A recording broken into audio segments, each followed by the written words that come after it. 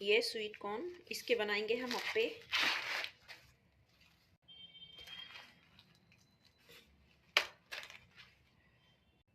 एकदम फ्रेश भुट्टा निकला है। स्वीट कॉर्न के दाने निकालेंगे। अभी पीस करके इसे करते हैं तैयार। ये एक छोटा कप गेरी सूजी, थोड़े से टुकड़े अदरक के, 2 हरी मिर्च, 3 चम्मच डाली है दही, थोड़ा डालेंगे पानी। अब इसे पीसेंगे। ये हो गया है पीसकर तैयार। दरदरा पीसना था, दरदरा ही पिसा हुआ है ये।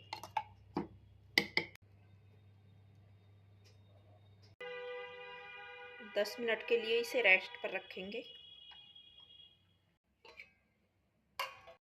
थोड़ी सी डालेंगे चिली फ्लेक्स, स्वाद अनुसार डालेंगे नमक।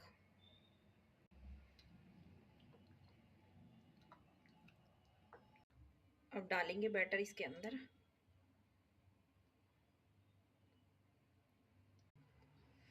ये देखिए सब डाल दिए इसमें। इसे ढक देते हैं 10 मिनट के लिए। अब देखते हैं उघाड़ कर इन्हें। अब इन्हें पलटते हैं।